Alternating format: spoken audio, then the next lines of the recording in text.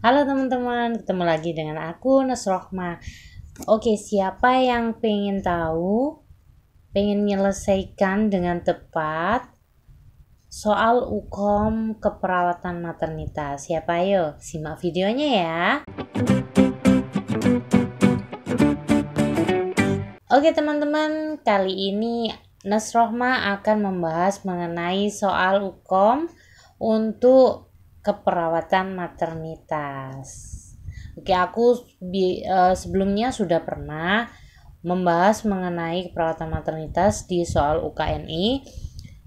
Jadi kita coba selesaikan bersama gimana contoh soal UKOM untuk keperawatan maternitas. Kita coba menyelesaikan bersama-sama ya teman-teman. Oke,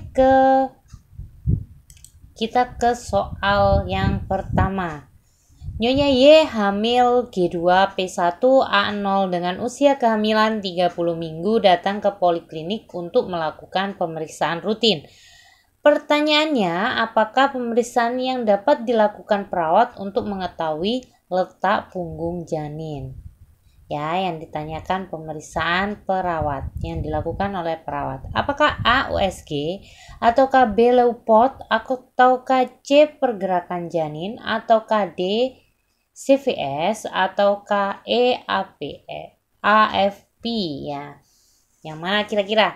Kalian boleh pause videonya dulu, kalian bisa analisa dulu ini kira-kira jawaban yang paling tepat yang mana. Ayo yang mana?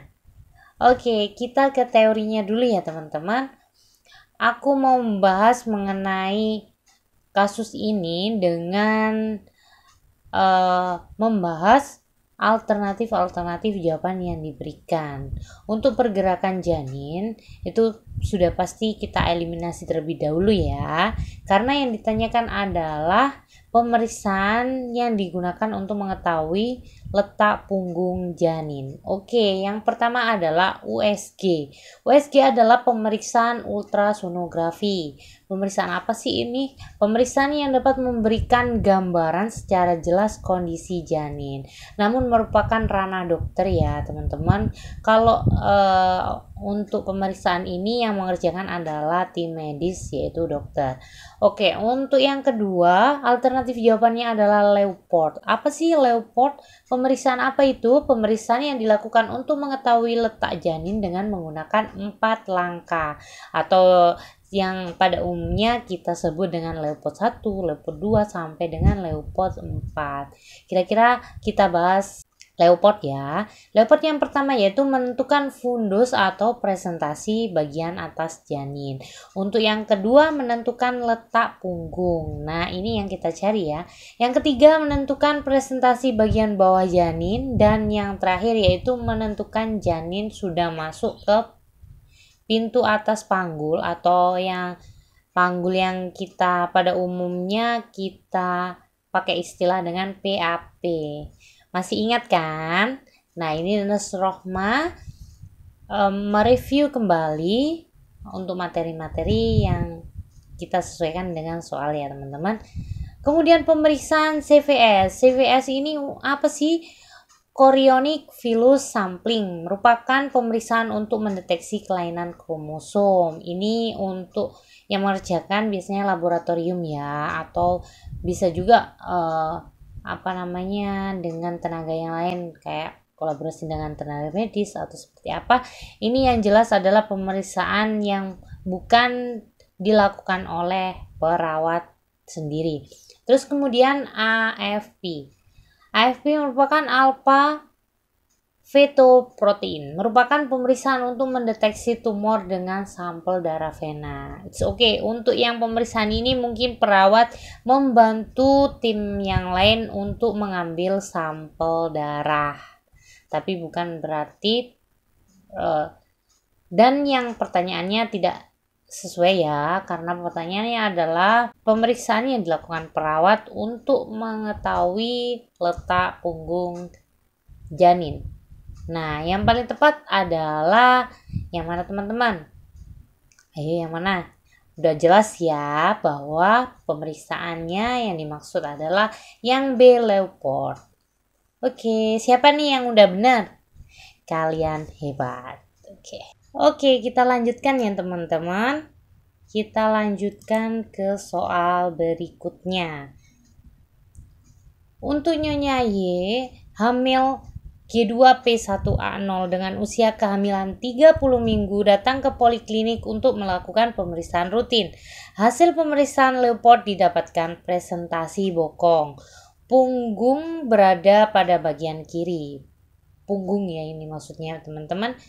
Pertanyaannya yaitu pemeriksaan Leuport berapakah yang menunjukkan letak punggung? Nah, apakah Leuport 5, 4, 3, ataukah 2, ataukah malah 1? Kira-kira yang mana? Kalian bisa pause dulu video ini, kalian coba kira-kira jawaban yang paling tepat yang mana. Tadi udah aku singgung ya di soal yang sebelumnya. Oke, kita fokus di pemeriksaan Leuport. Aku akan menjelaskan atau mereview kembali mengenai pemeriksaan ini. Pemeriksaan Leuport itu ada 4 metode yang sebelumnya udah 4 langkah ya sebenarnya. Yang sebelumnya udah aku singgung di soal sebelumnya. Untuk Leuport itu tidak ada Leuport 5, tapi adanya 1 hingga 4.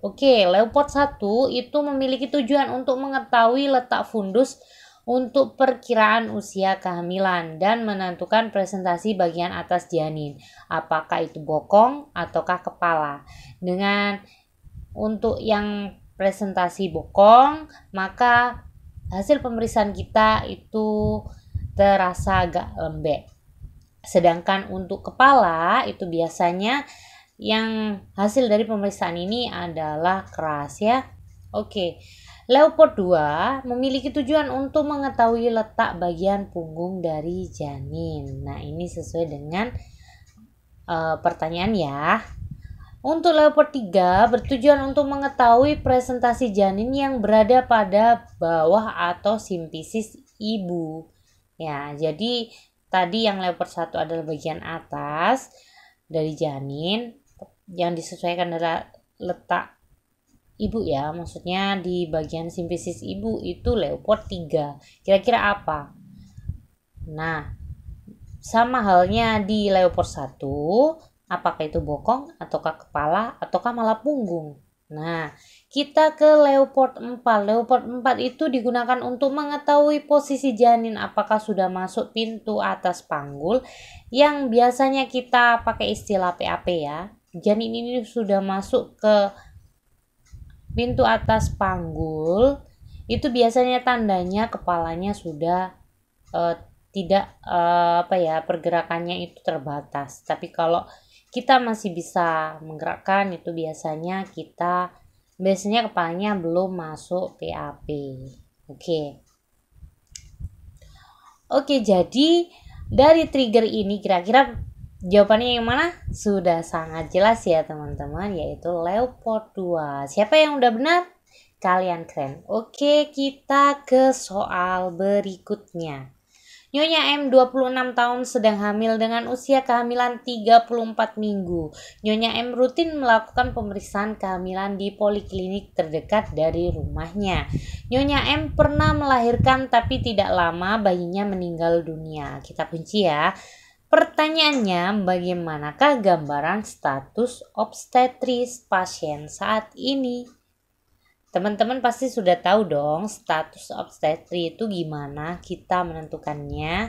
Nah, apakah dari alternatif jawaban ini yang paling tepat yang mana? Apakah AG2P1A1 ataukah BG2P1A0 ataukah CG2P0A1 ataukah DG1P1A0 ataukah malah G1P0A1? Kira-kira yang mana nih? Teman-teman, kalian bisa pause dulu videonya, kalian analisa perlahan dan tentukan jawaban yang paling tepat sebelum aku membahasnya. Kita ke teorinya teman-teman. GPA itu apa sih? Merupakan singkatan dari Gravida Paritas Abortus ya. Masing-masing memiliki istilah atau memiliki arti. Apa sih gravida itu? Gravida itu adalah jumlah kehamilan yang sedang dijalani saat ini. Dia sudah pernah hamil berapa kali? Nah, paritas adalah jumlah kelahiran dengan usia yang matang. Ini yang perlu digarisbawahi, usia kehamilan yang matang, baik janin itu hidup maupun janin itu mati. Tapi dia sudah pernah melahirkan, maka itu masuk di skor paritas. Terus kemudian abortus. Apa sih abortus? Abortus adalah jumlah kelahiran yang kurang dari 20 minggu untuk usia janinnya, baik karena keguguran ataupun karena induksi atau disengaja ya.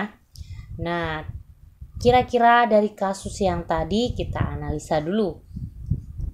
Di sini dijelaskan bahwa pernah melahirkan, pasti ini kehamilan bukan yang pertama. Maka G1 kita eliminasi, jawaban alternatif jawabannya hanya 3 ya yang mengarah ke sana.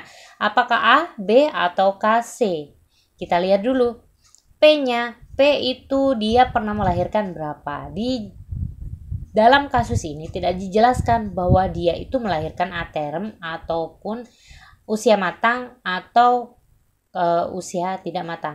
Jelasnya dia melahirkan, kemudian bayinya tak lama meninggal dunia. Itu kasusnya, tapi dia pernah melahirkan bayi. Maka yang paling tepat adalah P-nya, yaitu skornya 1. Maka G2P1. Yang P0 kita eliminasi dulu. Jadi alternatif jawaban yang mengarah ke sana adalah A atau KB. Tinggal 2 jawaban ini kita ke abortusnya. Abortusnya dalam kasus tidak dijelaskan nih, dia pernah abortus atau tidak. Maka yang paling tepat adalah yang B, yaitu G2P1A0. Jadi jangan menilai sendiri ya, kalau tidak ada penjelasannya maka itu bisa dikatakan nilainya 0. Maka yang paling tepat adalah yang B. Ayo, kira-kira dari ketiga soal yang kita bahas kali ini, mana nih yang benar semua? Ayo coba jawab sebelum aku benar itu mencoba menjawab sebelum aku bahas. Kira-kira siapa? Silakan ketik di kolom komentar. Kita sharing-sharing bersama ya. Oke teman-teman, itu yang bisa aku sampaikan kali ini. Kurang lebihnya mohon maaf, semoga bermanfaat. Bagi yang suka silakan like.